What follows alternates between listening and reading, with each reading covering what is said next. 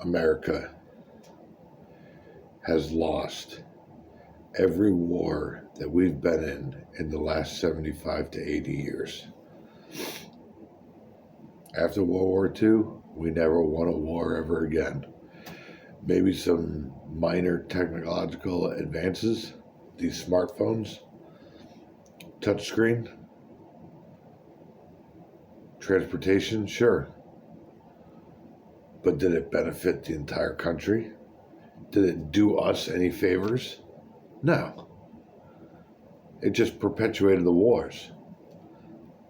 I know a lot of people have moral obligations against Donald Trump, but I'd rather have him than Dick Cheney anywhere near the White House ever again. Or Joe Biden, or Barack Obama, or Bush's. Kamala Harris would have got us into World War III. I'm not saying that's not going to happen now, but she was a sure bet that that was going to happen. Right now, it's only 50-50.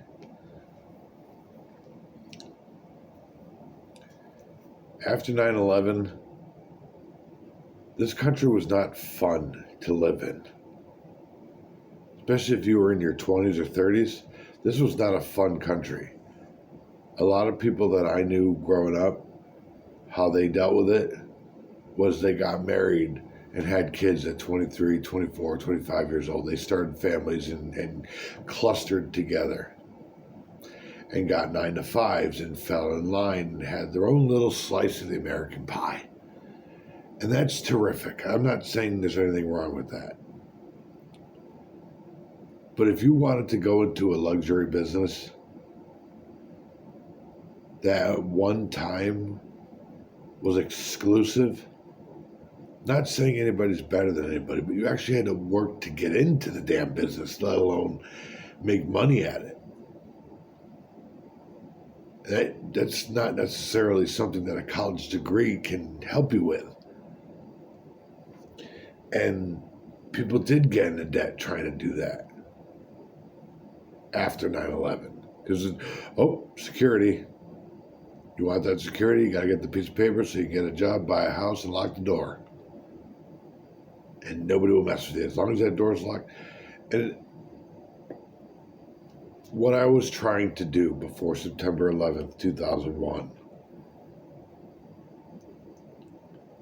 was make it on my own style, my own way, my own brand of comedy. And it was kind of working. It was just starting to work. Before it could ever even be anything, 9/11 happened, and it just changed the whole damn sense of humor of this fucking country. And for 20 years after 9/11, I still tried to make it work. I still wanted to make it on my own brand.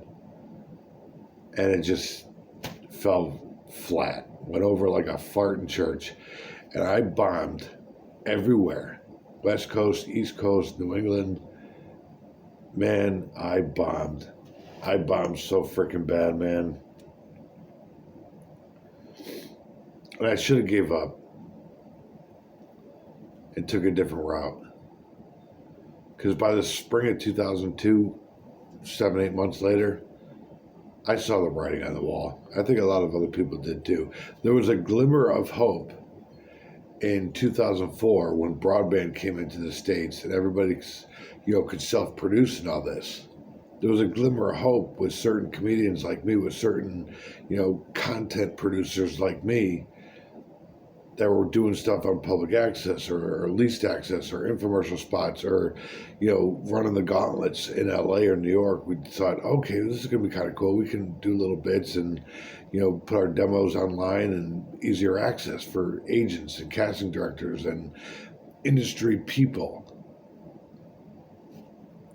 But in turn, what you had was a bunch of amateur crap. Johnny-come-latelys. And this culture of internet hack. That's what the American people accepted after 9/11, after 2004 when broadband came in, until further notice. That became the new form of entertainment. How do you compete with that? I said this in another video. I was competing against 5 people in 2001. By 2015, I was competing with half the known freaking universe. Who would enter a business in that with those kind of odds? Why would you even bother? You might as well play the lotto. If it's just about the money, which it is for me, it's just a job. But I mean, I don't know. It's just too bad America has gone the way that it has.